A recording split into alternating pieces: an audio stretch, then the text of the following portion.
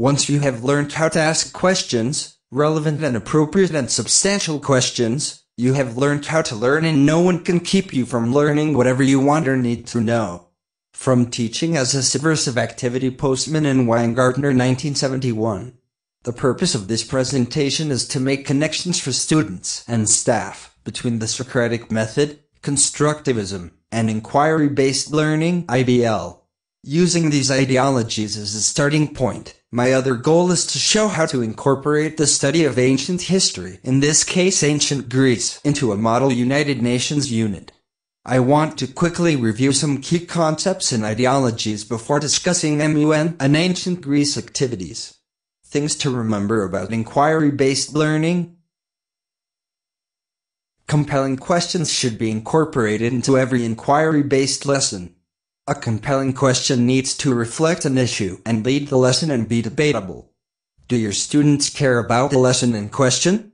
Does the initial compelling question lead to more questions? These are all very important components of any inquiry-based lesson. Do your students care about the lesson? Is a challenge for any lesson plan. Studies have shown that prior to the lesson, explaining the components and helping develop a sense of why this is important has a positive impact on achievement, especially struggling learners. Hopefully by the end of this discussion, my students would understand both the purpose and the value. This same study shows, among the instructional practices, the problem-based learning practice is more effective in enhancing the achievement of low achievers.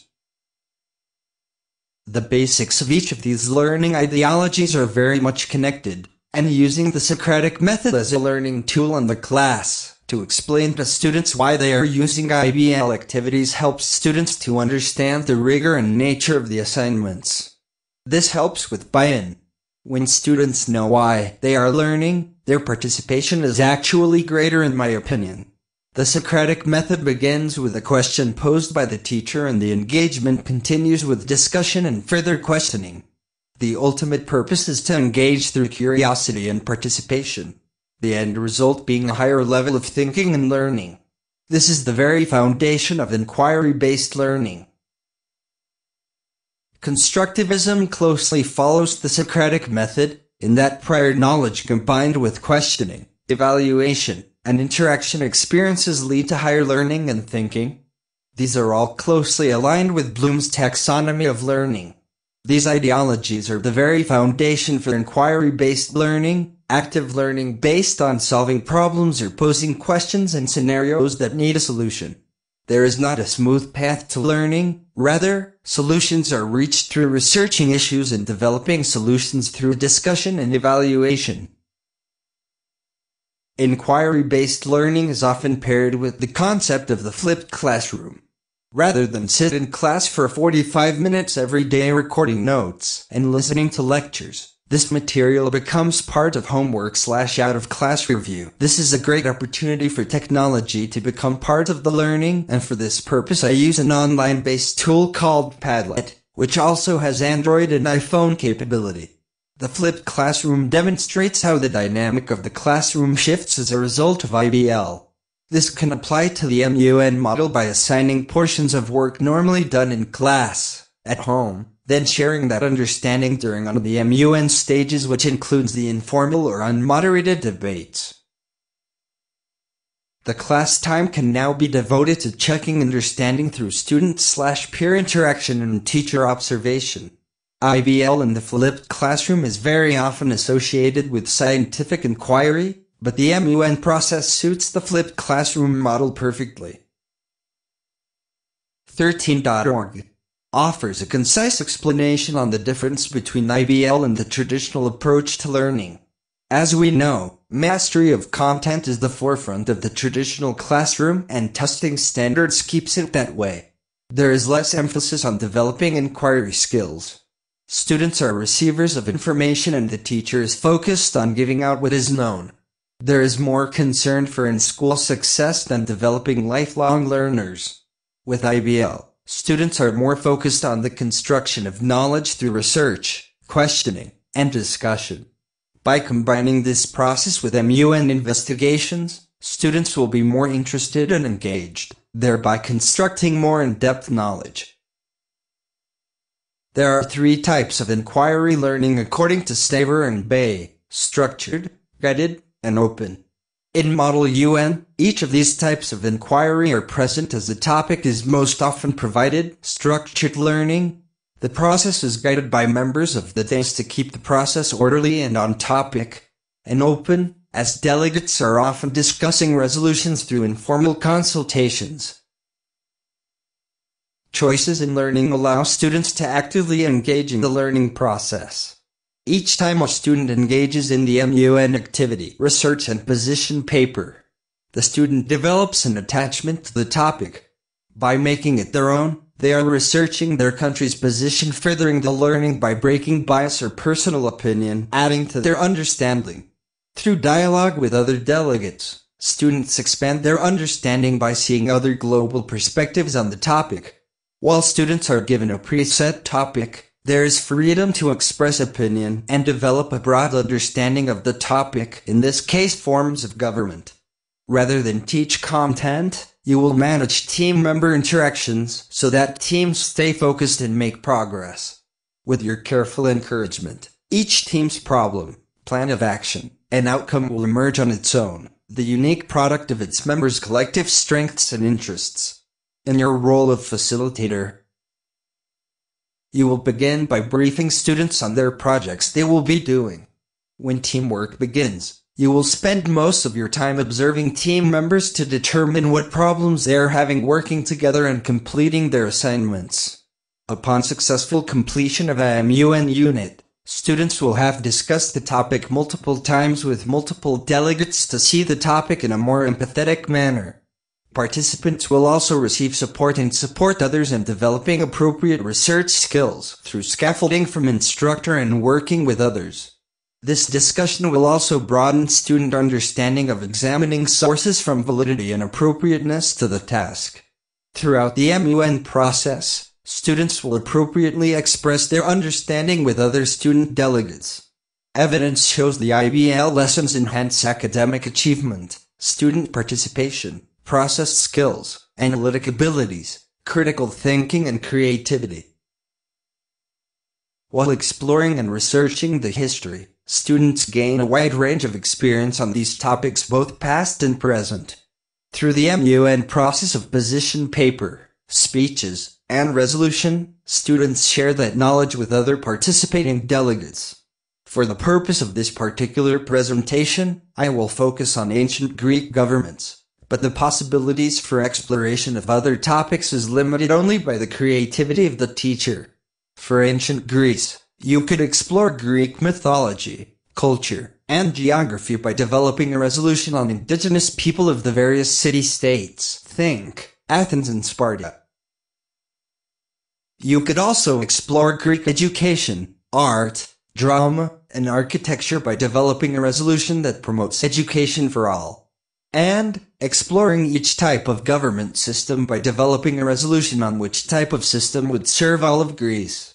It's important to note that throughout this process students do understand that the UN did not exist in ancient Greece, but a similar process did exist. These explorations should be paired with a modern issue or concern so that students can examine the United Nations Sustainable Development Goals. This heightens the level of learning for students. This timeline graphic sets the stage for the reality of the lesson. I do encourage a great deal of creativity within the lessons for ancient civilizations, but I also want students to understand there's a real issue being developed. For younger students, upper elementary, middle school, you may need to guide the research process in order to scaffold the process. This is especially helpful for students with IEP and 504 classifications. This can be achieved by using resources such as Padlet. If you click on the link in the accompanying slideshow, you can easily access the Padlet page. I use this for the purposes of providing 6th grade students with the background knowledge they will need to move forward with their own research and development of a position paper. For IBL in the flipped classroom, the students should complete the research at home on the provided worksheets. The Padlet page you see here is actually blank, then completed and reviewed as a whole class. Students will have the page open on their computer, tablet, or phone. Yes, I allow phones in the class for such tasks. This interaction helps students clarify questions and reinforce their understanding of the foundations of each type of government. I may even throw in a modern civics lesson of representative versus direct democracy as an extended lesson. It's very important to maintain and stress the need for decorum throughout the Model UN process, as MUN has a rich history in education and students will participate throughout their educations. But, in order to engage students at the outset, I usually employ fun introductory activities to explain the phases of MUN they will encounter, and as you will see in following slides. For the speech, this can be the most challenging for students in 6th grade as they are still developing the ability to speak to an audience. Students will quickly write a 1-minute speech, which must include persuasive language, quotes, to support their position, and a clear position on a topic they can be passionate about. How to properly eat an Oreo cookie has always brought out passionate speeches and responses. There's several ways to keep this learning active and fun, while showing students the different parts of MUN without lecturing endlessly. Providing students with a brief history of the importance of the United Nations will set the stage for the importance of the work they will complete. A quick understanding of the different committees in the Security Council is important to developing an understanding of the role each delegate will play in the process. Often, teachers quickly shy away from Model UN due to its apparent complexity. I was that teacher. It wasn't until I actually jumped right into MUN in action that I realized it was not as complicated as I thought. It does definitely take some creative planning to get certain tasks completed within the class time, as well as keeping students engaged over a longer than traditional period of time. Yet the rewards are quickly obvious, especially with student engagement, but also discussions, expression of ideas, respect for fellow students, etc. Essentially, there are 3 phases to Model United Nations. Position papers. Here is the research phase, where students are developing their understanding of their specific country's position on the topic of government system. When working with ancient Greece, I encourage the students to be creative. My students often go so deeply into this that they will research Greek names to use throughout the process. I fully encourage this. We've even done debates in togas and laurel wreaths to increase the engagement. This is usually pretty easy to get 6th grade students to do. Debate, as you can see from the graphic, this can be formal or informal. During the formal phases, students will need to take notes in order to properly discuss theirs and others' position with candor and authority during the informal discussion. It is during the informal discussions that delegates would develop a deeper understanding of the issue as they listen and debate the topic with other points of view. Resolution writing. This is the most challenging in class phase as it requires delegates to discuss and vote on any changes to the draft resolution they developed informally. Keeping all delegates engaged may require teacher intervention and strategies. One such strategy I've used is to assign students the task of completing a certain number of clauses as homework so they come to the class prepared to participate. To provide closure, whether to staff or students, it's important to address their concerns. This is an important part of the implementation process as the MUN portion leads to many questions and doubt with implementation. You can do this within the context of the presentation as I have noted here, or you can provide a Google questionnaire to provide delayed feedback individually.